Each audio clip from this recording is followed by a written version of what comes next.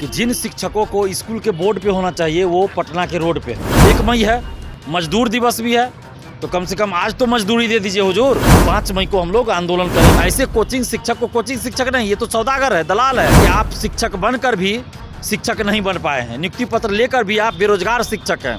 आपको बोर्ड पे होना चाहिए लेकिन अभी भी आप रोड पे हैं। बिहार में लाखों लाख एक तरफ जहां सरकार के द्वारा कहा जा रहा है कि हम रोजगार दे रहे हैं, शिक्षक बहाली कर रहे हैं, दूसरी तरफ इतना डिले क्यों हो रहा है? आखिरकार इतना समय क्यों लग रहा है? थर्ड फेज की बहाली वाले शिक्षकों को देखते हुए, अभ्यर्थियों को देखते हुए, चयनित होने के बाद, नियुक्ति पत्र बंटने के बाद पोस्टिंग में आखिरकार इतना देर क्यों हो रहा है? बड़ा सवाल है। देखिए, अभ्यर्थियों में काफ़ी आक्रोश है। जो अभ्यर्थी पास कर नियुक्त होने वाले थे, जिनको नियुक्ति पत्र मिल गया था, उनकी पोस्टिंग आखिरकार क्यों नहीं हो रही है? बड़ा सवाल है। अभ्यर्थी देखिए काफ़ी परेशान है, गांधी मैदान में एकजुट हुए थे और अब जाकर देखिए आंदोलन को लेकर रणनीति बन रही है, रणनीति तैयार हो रही है, जिसका नेतृत्व छात्र नेता दिलीप कर रहे हैं। इस वक्त हमारे साथ दिलीप हैं, दिलीप से जुड़ेंगे, बात करेंगे। दिलीप, क्या कहेंगे? थर्ड फेज की बहाली को लेकर बीते दिनों महाजुटान हुआ था आप लोगों का, अब जाकर रणनीति बन रही है। आप लोग रणनीति क्या बना रहे हैं और आंदोलन को लेकर कहा जा रहा है कि रणनीति बन रही है? देखिए, ये बहुत दुखद है कि जिन शिक्षकों को स्कूल के बोर्ड पे होना चाहिए वो पटना के रोड पे हैं। ये बहुत दुखद है। TRE 3 से चयनित शिक्षक मतलब वो बेरोजगार शिक्षक हैं, उनको रोजगार मिलकर भी रोजगार नहीं मिला है। तो बेरोजगार शिक्षकों को रोजगार कब देगी सरकार? कब देगा शिक्षा विभाग रोजगार कि ये लोग स्कूल में जाके पढ़ाएंगे? 9 मार्च को जब नियुक्ति पत्र मुख्यमंत्री जी ने दे दिया, उसके बाद भी इनको स्कूल में पढ़ाने के लिए नहीं दिया जा रहा, ना कोई ट्रेनिंग दिया जा रहा है। तो आखिर शिक्षा विभाग चाहता क्या है?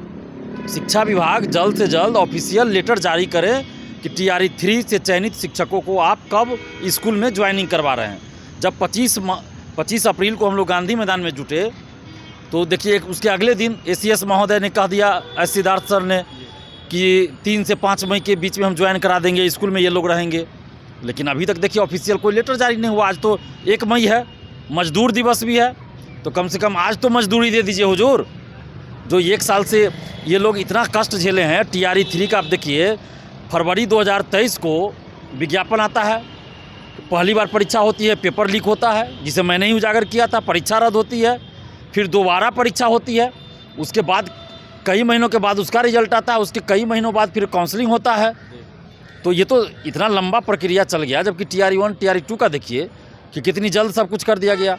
तो इसमें तो बहुत देरी हो चुकी है। 14 महीना से ज़्यादा बीत चुका है विज्ञापन आए हुआ, नियुक्ति पत्र दिए हुआ 1.5 महीना हो चुका है। तो नियुक्ति पत्र देने का मतलब क्या रह गया?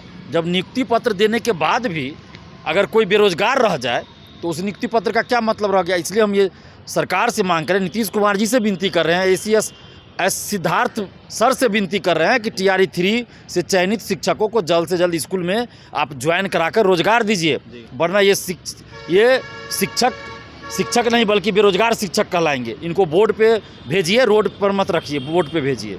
और अगर जल्द से जल्द ऑफिशियल लेटर जारी नहीं होता है तो 5 मई को हम लोग आंदोलन करेंगे पटना में, जो कि पहले से हम लोग 25 तारीख को ही घोषणा किए थे कि भाई इस बीच में सरकार कदम उठाए, लेटर जारी करे ऑफिशियली। लेकिन अभी तक मौखिक तो बोला गया है, लेकिन आधिकारिक रूप से कोई भी लेटर जारी नहीं हुआ है। कितने अभ्यर्थी इस आंदोलन में शामिल हो? देखिए, इसमें हजारों की संख्या में अभ्यर्थी आएंगे और TRE 3 से चयनित अभ्यर्थी अब तो शिक्षक बन गए हैं।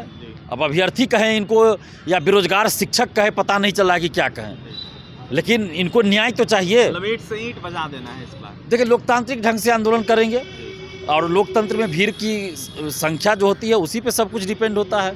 और सरकार के सामने, भर्ती आयोग के सामने, विभाग के सामने अपनी उपस्थिति दर्ज करके अपना मांग रखते हैं हम लोग। विवाद से काफ़ी ज़्यादा थर्ड फेज की बहाली घिरा हुआ है, पेपर लीक जैसी खबरें भी आई थी जहां पेपर रद्द भी हुआ था।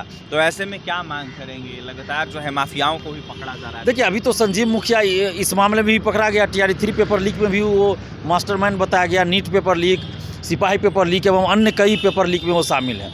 और संजीव मुखिया ने पूछताछ में कल ये भी बताया कि कोचिंग शिक्षक भी, कोचिंग संचालक भी संलिप्त है हमारे साथ, जो स्टूडेंट्स देते थे इनको। और ये बात हम लगातार उठा रहे थे कि संजीव मुखिया को स्टूडेंट्स कहाँ से मिलता है, इसकी जाँच हो।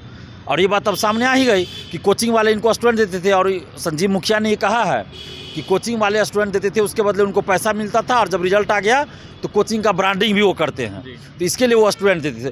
तो सवाल है कि कोचिंग शिक्षकों पे कार्रवाई क्यों नहीं हो रही? जो कोचिंग माफिया है वास्तव में, जो दलाल है, शिक्षा का दलाल है, वो बिहार के लाखों करोड़ों युवाओं के सपनों का सौदा कर रहे हैं, नौकरी का सौदा कर रहे हैं। ऐसे कोचिंग शिक्षक को कोचिंग शिक्षक नहीं, ये तो सौदागर है, दलाल है, माफिया है, सेटर है। ऐसे लोगों पे कार्रवाई होनी चाहिए। क्यों नहीं सरकार कार्रवाई कर रही है? किसका दबाव है? आर्थिक अपराध इकाई पे आखिर किसका दबाव है? क्यों नहीं कार्रवाई हो रही है? और सरकार क्यों बचा रही है ऐसे कोचिंग शिक्षक को? क्या चुनाव में फंडिंग कर रहे हैं ऐसे कोचिंग शिक्षक, इसलिए बचाया जा रहा है? क्यों बचाया जा रहा है? तो हम ये मांग कर रहे हैं आर्थिक अपराध इकाई से और बिहार सरकार से, और खासकर मुख्यमंत्री नीतीश कुमार जी से, कि भाई भ्रष्टाचार पे जीरो टॉलरेंस कैसा है ये नीतीश कुमार जी आपका, कि जहां कोचिंग शिक्षक का बार बार आ रहा है कि कोचिंग शिक्षक शामिल है। 8-10 महीना पहले भी अखबारों में खबर छपी कि कुछ कोचिंग शिक्षक पेपर लीक में शामिल, फिर भी आज तक कोचिंग शिक्षक पे कार्रवाई क्यों नहीं हो रही है?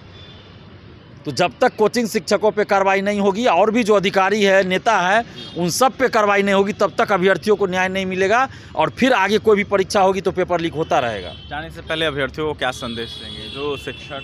देखिए, TRE 3 से चयनित जितने भी शिक्षक हैं, उनसे हम यही आग्रह करेंगे कि आप शिक्षक बनकर भी शिक्षक नहीं बन पाए हैं, नियुक्ति पत्र लेकर भी आप बेरोजगार शिक्षक हैं। आपको बोर्ड पे होना चाहिए, लेकिन अभी भी आप रोड पे हैं। तो इसलिए आप लोग 5 मई को 11 बजे पटना पहुंचिए। अगर उससे पहले ऑफिशियली कोई लेटर जारी होता है नियुक्ति से संबंधित, स्कूल आवंटन से संबंधित, तो फिर आंदोलन स्थगित होगा। लेकिन जब तक ऑफिशियल लेटर जारी नहीं होता है तो आंदोलन होगा। 5 मई को आप लोग आइए पटना, 5 मई और को काला मास्क लेकर, काला मास्क लगाकर आंदोलन होगा। देखिए, काला मास्क लगाकर आंदोलन होगा। इसके साथ ही उन माफियाओं पर, उन कोचिंग संचालकों पर कार्रवाई करने की मांग करें जिनके द्वारा धांधली सेटिंग करवाया जाता है, सीट बेचा जाता है और युवाओं के भविष्य के साथ खिलवाड़ किया जाता है। छात्रता दिलीप को सुन रहे थे इस वक्त हमारे साथ। दिलीप थे। दिलीप ने कहीं ना कहीं 3rd फेज की बहाली को देखते हुए, नियुक्ति पत्र मिलने के बाद और साथ ही चयनित होने वाले तमाम शिक्षकों को देखते हुए पोस्टिंग नहीं होने पर सरकार पर निशाना साधा है। और दिलीप ने साफ तौर पर कहा है कि 5 तारीख को, देखिए यानी कि 5 मई को बड़ा आंदोलन होने जा रहा है और लोकतांत्रिक तरीके से ये आंदोलन होगा, जहां हज़ारों की संख्या में अभ्यर्थी कह लें या फिर बेरोजगार शिक्षक कह लें, वो इस आंदोलन में पहुंचेंगे और कहीं ना कहीं अपनी मांगों को लेकर, अपनी जायज़ मांगों को लेकर पटना की सड़कों पर दिखेंगे, जिसका नेतृत्व दिलीप करेंगे। तो वहीं संजीव मुखिया की गिरफ्तारी पर दिलीप ने कई तरह के प्रश्न चिन्ह खड़े किए हैं। क्या कुछ कहते छात्र नेता दिलीप? आपने तमाम बातें सुनी हैं। पटना से सहयोगी विकास के साथ अभिषेक की रिपोर्ट।